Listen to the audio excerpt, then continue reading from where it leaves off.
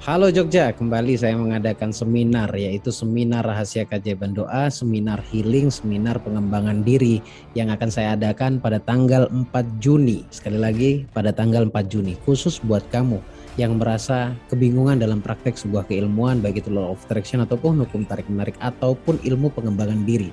Lebih-lebih buat teman-teman juga yang butuh membereskan luka batinnya, mental blocknya, belenggu mentalnya, sehingga semua prinsip penolakan terhadap keberlimpahan itu semua bisa diatasi. Bahkan saya akan berikan audio untuk Anda semuanya yang hadir pada tanggal 4 Juni nanti di Yogyakarta. Kemudian yang tidak kalah pentingnya buat teman-teman yang ngerasa nih selama ini sudah ibadah, sudah maksimal dalam usaha tetapi tidak menemukan titik tengah atau tidak menemukan solusi dari setiap usaha yang dijalani. Saya akan program Anda, saya akan berikan terapi-terapi terdahsyat dari saya saat nanti di Jogja. Saya tunggu pendaftaran Anda, silakan hubungi nomor yang sudah tertera di video ini dan sampai ketemu bersama saya di sana di Yogyakarta. Assalamualaikum warahmatullahi wabarakatuh. Assalamualaikum warahmatullahi wabarakatuh. Alhamdulillahirabbil alamin. Allahumma shalli wa sallim wa barik ala hadan nabiyil karim sayyidina wa nabiyina wa syafi'ina wa qurrata ayunina wa maulana Muhammad. Allahumma shalli wa sallim wa barik alaihi wa ala alihi wa sahbihi. Sekali lagi bersyukur kita ke Allah karena selalu diberikan kesempatan kesehatan untuk bisa terus mengedukasi teman-teman, bisa terus saling silaturahmi meskipun dalam bentuk online seperti setiap uploadan video saya di channel YouTube. Kali ini dengan tampilan yang berbeda ya, karena beberapa tim saya, Pak Rosidi dengan Mas Roni masih menikmati momentum Lebaran. Tetapi saya masih selalu menyiapkan waktu atau menyisihkan waktu untuk terus memberikan edukasi ke teman-teman dalam bentuk video, meskipun dalam bentuk audio seperti saat ini. Baik, kita sharing saja ya untuk kali ini, kita ngobrol saja, ngobrol ringan tetapi isinya insya Allah daging banget, insya Allah bermanfaat banget bagi teman-teman yang menonton video kali ini atau kesempatan kali ini sampai selesai. Sekali lagi budayakan nonton sampai selesai. Jangan di skip agar materinya atau keilmuan yang saya sampaikan di kesempatan kali ini bisa utuh, seutuhnya bisa Anda terima dan bisa segera Anda praktekkan. Kali ini saya ingin ngobrol nih sama teman-teman semuanya yang sedang nonton saat ini. Terkhusus yang muslim ya, terkhusus yang muslim yang mungkin punya pertanyaan atau punya unek-unek selama ini, baik yang sudah pernah ikut kelas saya maupun yang belum pernah. Saya coba akan berikan satu hadiah penjelasan buat kamu, terkhusus yang muslim. Yang non-muslim silakan menyesuaikan. Apa sih sebenarnya yang ingin saya bahas? Ini jujur ini menarik banget. Karena hampir setiap muslim. Karena saya juga dulu mengalami. Karena jujur hampir 90-100% setiap yang saya sampaikan di video YouTube itu adalah pengalaman pribadi saya. Jadi saya ingin berbagi pengalaman, barangkali Anda sedang merasakan apa yang setiap kali saya sampaikan. Saya ingin bahas satu pertanyaan yang sering dilontarkan kepada saya, yaitu sudah punya banyak amalan, sudah rutin istiqomah membaca satu amalan, apapun itu amalannya.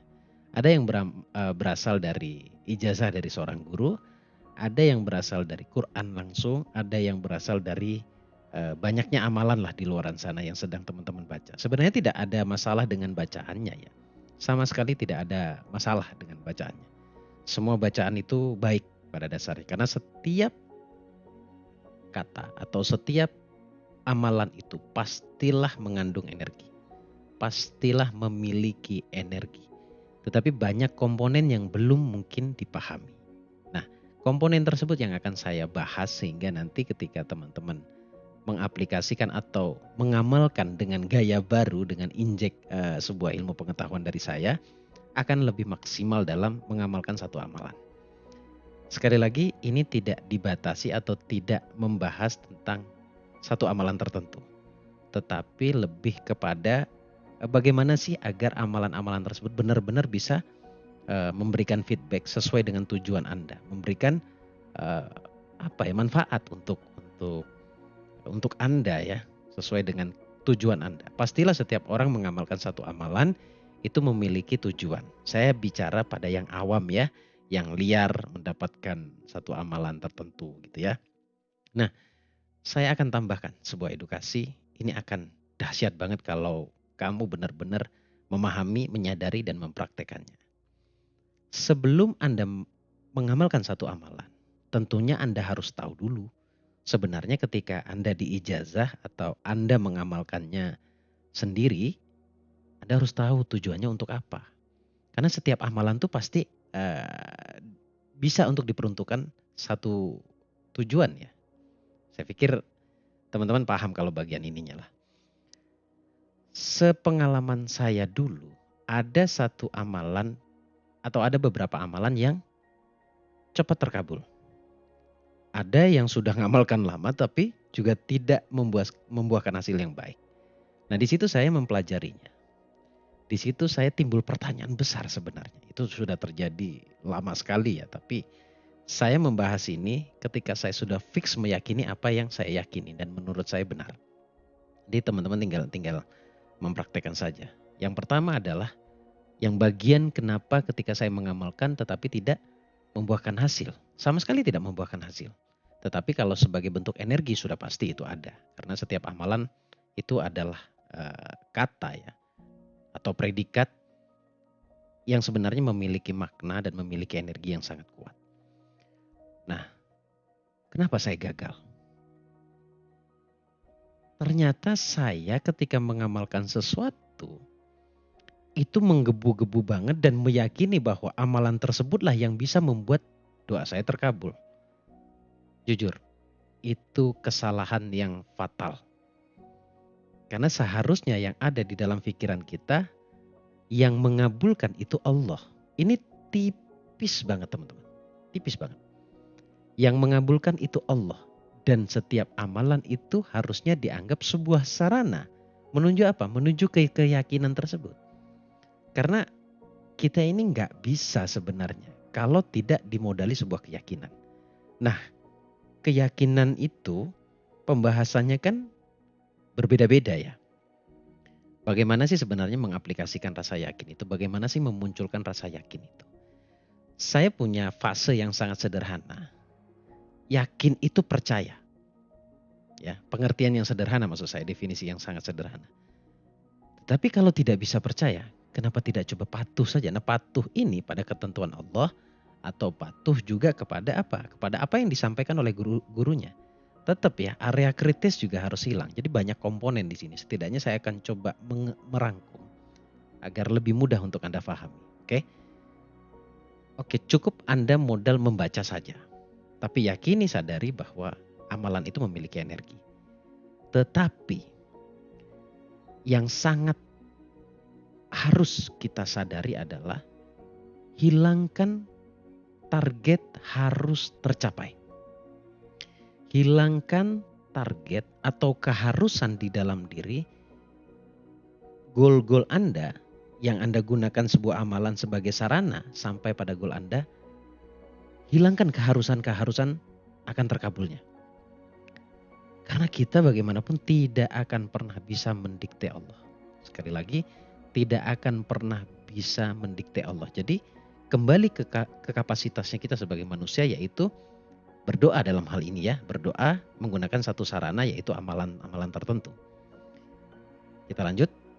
Nah, ketika kamu menghilangkan keharusan itu terkabul, Anda sudah masuk satu poin yaitu let go. Let go. Nah, pertanyaannya bagaimana saya bisa let go gitu kan? Bagaimana saya bisa ikhlas? Bagaimana saya bisa menghilangkan keharusan-keharusan terkabulnya terhadap sebuah doa? Coba saya coba untuk mundur sedikit ya dari penjelasan saya. Coba kamu flashback deh. Kamu atau you atau kalian semua atau Anda semuanya flashback. Kebanyakan walaupun tidak 100%, tidak semuanya.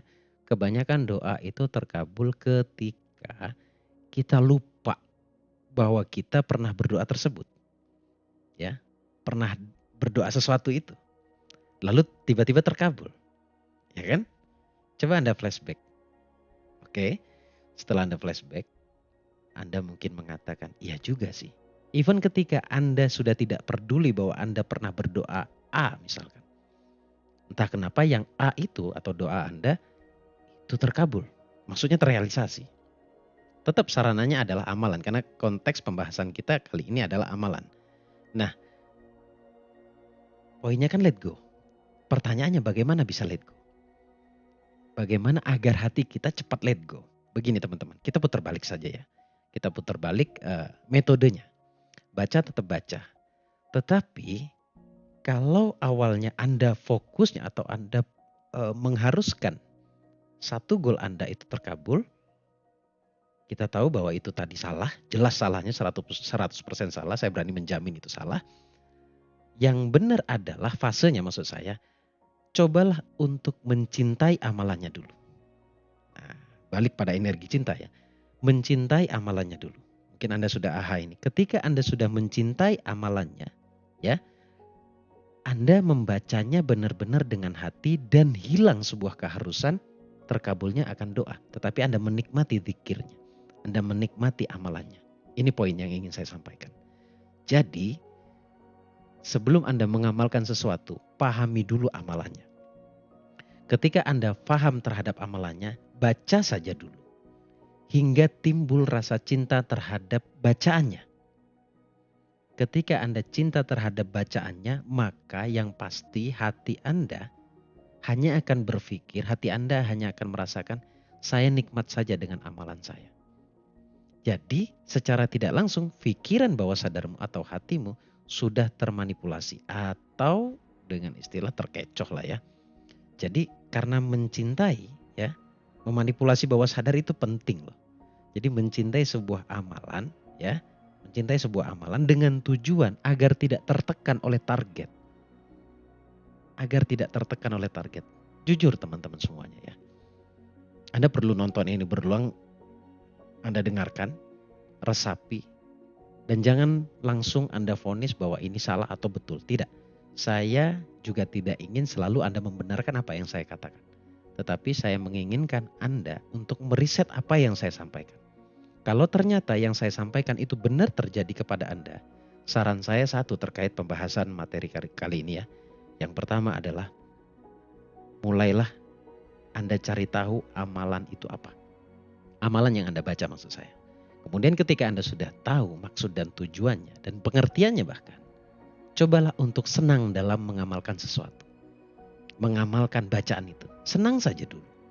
Makanya sebenarnya kita tidak bisa tergesa-gesa, ini psikologisnya harus dijaga nih. Tidak boleh tergesa-gesa dan tidak boleh bertujuan, nah ini dengan amalan ini saya pasti bisa sampai pada tujuan. Walaupun pada hakikinya amalan itu juga punya peran penting membantu Anda sampai pada goal Anda. Mudah-mudahan Anda paham ini kalimat saya ini. Tetapi bagaimanapun letakkan pikiranmu senang terhadap amalannya. Ketika kamu sudah mulai senang terhadap amalannya, Anda boleh cross check nanti ya. Feel Anda beda, saudaraku. Feelmu, rasamu itu beda. Nanti yang akan muncul hanya satu menurut saya sih. Cinta terhadap amalannya dan no target, tidak ada target.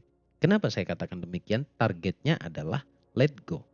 Agar kita bisa cepat let go. Gitu loh. Anda tidak peduli tentang goal Anda. Tapi percaya deh, Allah itu maha tahu. Jadi Allah itu tidak perlu Anda dikte. Tidak perlu kita dikte. Siapa kita mau mendikte Allah? Anda anggaplah Anda sudah pernah menulis goal. Keinginan, tujuan, target. Sudah. Itu sudah ditangkap oleh alam semesta. Katakanlah ya, ilustrasikan bahwa itu sudah dianggap sebuah doa dan dibawa oleh malaikat. Sudahlah, percayakan kepada malaikat yang menghantarkan doa kita kepada Allah. Lalu bagian kita nih, porsi kita sebagai manusia. Cukuplah bagaimana kita bisa menikmati dengan feel, dengan rasa terhadap amalan yang kita baca. Katakanlah ada yang meyakini bahwa ketika saya membaca surat Waqiah, saya bisa dapat rezeki. Allah tahu engkau ingin rezeki. Tetapi jangan lagi pikiranmu tertekan oleh itu. Jadi akhirnya kamu berdoa sendiri juga tidak ikhlas. Poinnya di situ yang ingin saya sampaikan. Jadi langkah pertama, sekali lagi saya ulangi sebelum saya tutup videonya. Cobalah mengerti tentang amalan yang sedang kamu baca. Kemudian resapi dan fahami dan timbulkan kesadaran di sana. Lalu proses ya. Saya tahu ini harus butuh proses. Prosesnya adalah berusahalah untuk senang, berusahalah untuk cinta. Jadi nyaman saja mengamalkan sesuatu. Percaya deh. Sekali lagi saya mau balik kepada awal tadi yang saya sampaikan. Saya sudah bertahun-tahun berpikir tentang ini dan saya sudah aplikasikan. Dan alhamdulillah riset saya pribadi, Anda boleh percaya boleh tidak juga ya. Riset saya pribadi karena saya pembelajar, ternyata poin yang lebih enak dan lebih bisa dijadikan sebuah percepatan adalah saya berusaha mencintai dulu, nyaman dulu, kemudian senang dulu terhadap amalan yang saya baca. Jadi saya mengamalkannya hanya cukup mengamalkan dengan hati, dengan rasa. Karena saya yakin ketika saya merasakan amalan yang saya baca, ternyata energinya masuk ke dalam ruh saya sehingga saya bisa lebih tenang, lebih nyaman. Karena tujuan Anda mengamalkan atau tujuan kita mengamalkan sesuatu itu tujuannya menenangkan kita. Perkara sampai atau tidak sampai, agar bisa bypass let go-nya, serahkan semuanya kepada Allah. Karena finalnya Allah yang menentukan. Sekalipun saya sering menjelaskan bahwa ada sistem yang pasti di dunia ini, tetaplah bersandarlah sepenuhnya kepada Allah. Karena semakin Anda let go, semakin Anda ikhlas, semakin Anda berpasrah atau menyandarkan diri kepada Allah, yakin kepada Allah, semuanya pasti Allah mudahkan. Karena Allah maha baik, Allah maha sayang, Allah maha cinta. Semoga ini bermanfaat untuk teman-teman semuanya. Rada panjang ya videonya, tapi insya Allah ini akan membuat Anda tersadar kembali seperti seakan Anda ingin mengulang kembali amalan Anda. Dan semua amalan itu baik selama masih dalam konteks yang benar. Terima kasih teman-teman. Semoga bermanfaat. Saya Al-Fakir Ad-Dhaifillah. Si miskin ilmu, lemah dalam pengetahuan.